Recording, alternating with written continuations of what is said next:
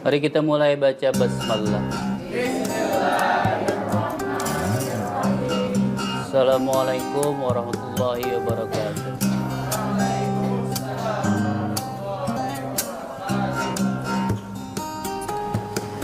Hari ini kita membahas etika. Etika itu membicarakan apa?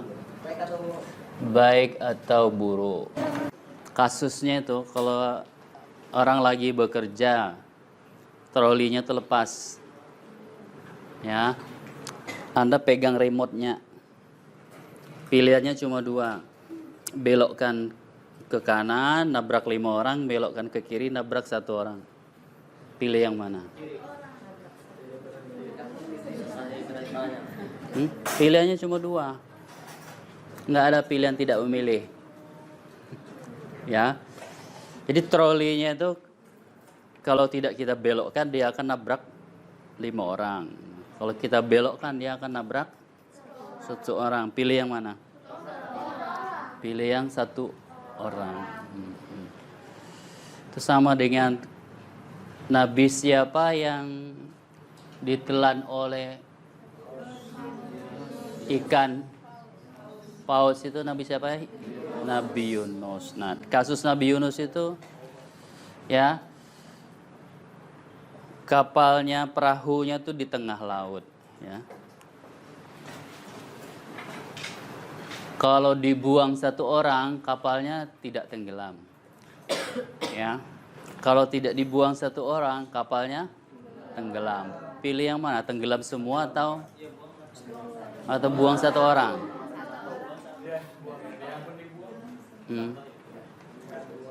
Pilih yang mana? Tenggelam semua.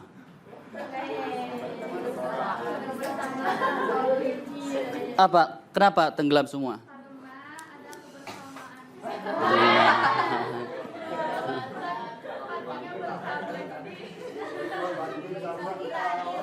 Jadi adil semuanya. Iya. Udah nggak ada yang tersakiti. Itu ya, itu hati-hati kalau dia jadi orang tua, ya. Ya, daripada dia mati sendiri, anaknya juga diracunnya, ya kan. Ya, sakit hati sama suami, ya kan. Lalu bunuh diri, daripada mati sendiri, anaknya juga ikut diracun. Mati semuanya. Ya, lebih baik daripada mati sendiri, lebih baik mati bersama, ya, gitu. Ya, anaknya diracun, suaminya diracun, dirinya juga diracun. Ya, ditemukan 1 keluarga mati keracunan. Ya. Nah, itu namanya di moral dilema, ya, dilema. Itu kalau bahasa Indonesianya tuh si malakama, ya. Dimati makan bapak, tidak, ya, tidak dimakan mati bapak, dimakan mati emak, nah gitu. Semuanya beresiko, ya. Tinggal apakah Anda akan memilih risiko yang paling sedikit atau risiko yang paling banyak? Sedikit dengan ringan sama aja. Piye toh? Ya. Mau pilih risiko yang mana, yang lebih ringan atau yang lebih berat? Nah, gitu. Kalau di dalam Islam tuh ada yang terkenal akhafud dororain. Ada 2 yang berbahaya, tapi pilih yang paling sedikit bahayanya. Nah, gitu. Nah, pertimbangan itu namanya. Jadi etika itu ada di mana kita dalam situasi yang seperti itu, ya, di mana kita harus menimbang, ya, menimbang. Jadi pertanyaannya seperti itu, ketika Anda melarang seseorang itu alasannya kenapa? Pertama itu bisa karena nomor 2 tuh, akibatnya. Jadi yang timbang tuh akibatnya. Tadi yang troli tadi itu, kenapa Anda pilih 1 daripada pilih 5 ya kan gitu. Lebih baik mati 1 daripada mati 5. Ya. Karena Anda menimbang akibat yang paling ringan, ya. Sama dengan orang berargumen, apakah pengedar narkoba itu harus dihukum mati? Ya. Menurut Anda gimana? Pengedar narkoba itu ada 2 pihak yang bilang harus dihukum mati, yang bilang jangan. Nah, kalau Anda bilang hukum mati, kenapa? Ya. Kenapa? Kenapa harus dihukum mati? Karena Merusak bangsa. Berarti banyak benar ya bangsa itu ya. 300 juta orang ya. Jadi lebih baik mati 1 orang daripada rusak 300 juta. Gitu ya? Masya Allah.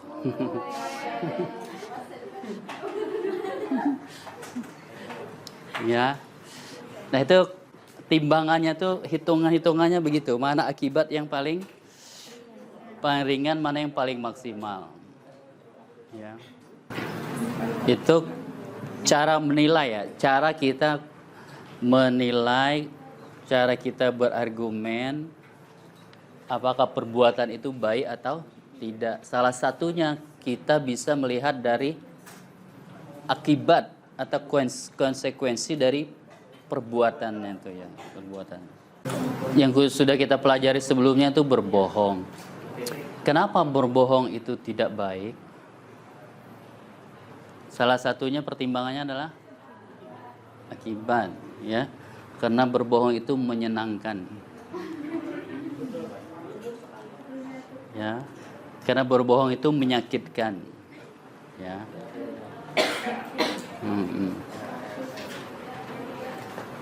Nah, kalau alasannya berubah, akibatnya berubah, maka perbuatannya juga berubah cara menilainya ya. Nah, ketika berbohong itu membahagiakan, berbohong itu berubah menjadi perbuatan baik. Ketika berbohong itu merugikan, berbohong itu berubah menjadi perbuatan yang buruk. Sama dengan contoh paling populer itu mencuri. Tentu ada cerita yang orang mencuri dari orang kaya lalu dibagikan kepada orang miskin. Nah itu dibilang mencuri itu menjadi perbuatan baik. Ya, karena dia bermanfaat untuk orang banyak. Jadi tidak selamanya menurut ya aliran ini perbuatan berbohong itu perbuatan itu tidak selamanya baik dan tidak selamanya buruk, tergantung kepada akibat atau konsekuensinya. Nama alirannya ya. What is the name? Aliran ini apa namanya?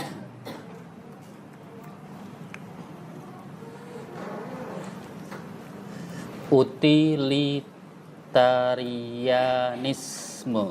Ada yang menyebutnya konsekuensialisme. Nama alirannya itu ya, utilitarianisme. Perbuatan baik dan buruk itu dinilai dari konsekuensi atau akibatnya.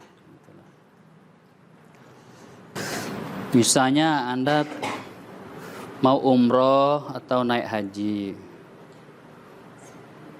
Uang itu hanya cukup buat umroh dan naik haji atau naik haji. Nah, ada tetangga Anda atau kerabat Anda itu yang sakit kekurangan biaya. Pertanyaannya, apakah Anda harus tetap umroh dan membiarkan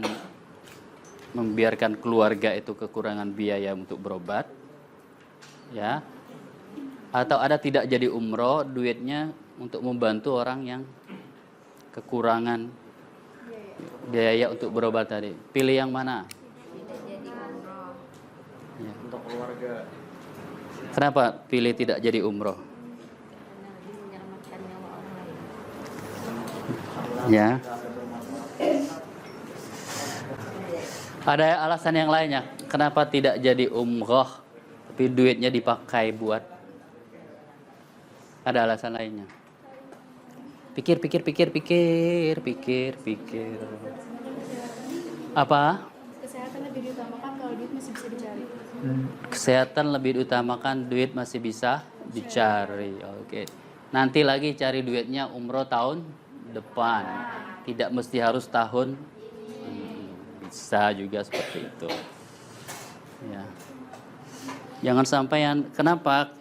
Kalau umroh itu untuk kepentingan pribadi Anda. Ya. Dengan pribadi Anda dengan Tuhan. Kalau membantu orang lain itu, ya, itu ada kepentingan orang lain di situ.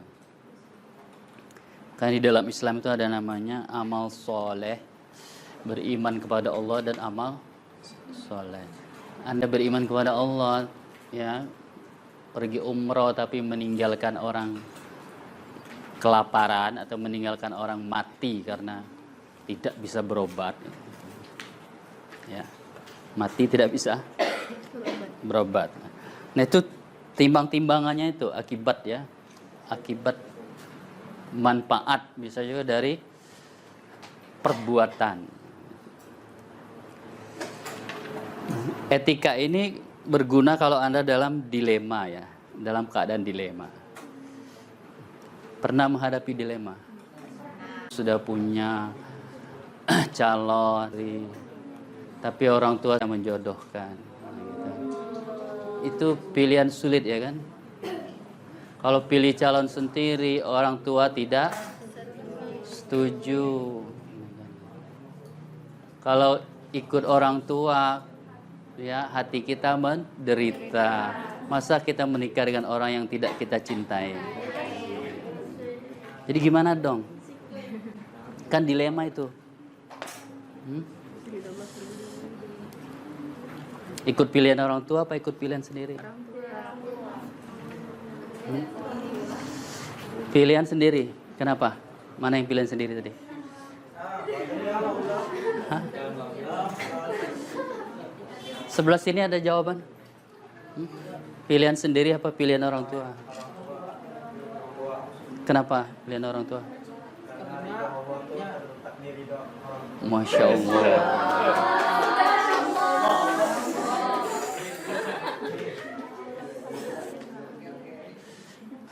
Sebelah sini apa? Pendapatnya apa? Orang tua, ya. Siapa yang memperjuangkan saya kalau gitu, ya?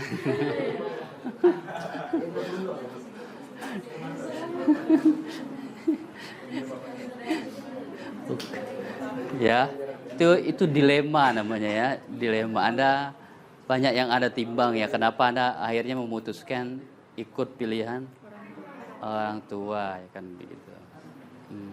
Oke, nggak apa-apa, ya. Silakan pilih pilihan orang tua, ya. Aku tunggu jandamu.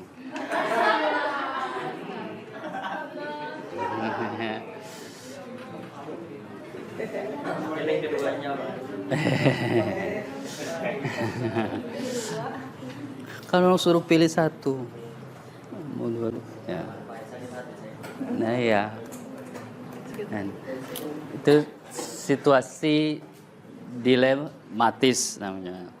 Situasi dilematis itu perlu ditimbang-timbang mana yang perbuatannya itu, ya.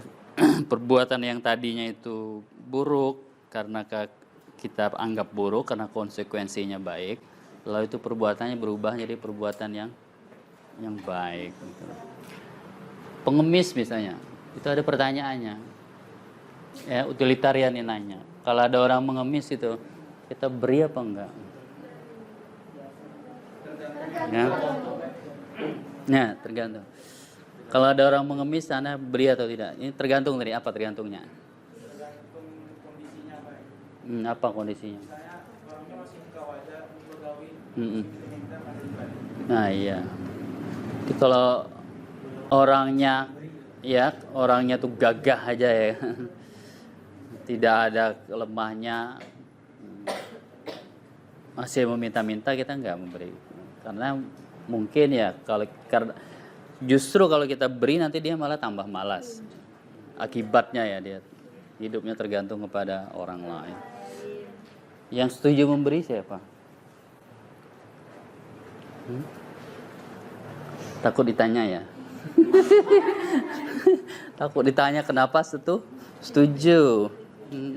Jadi menilai perbuatan itu dari konsekuensinya, akibatnya. Kita menilai itu perbuatan baik atau tidak dari akibat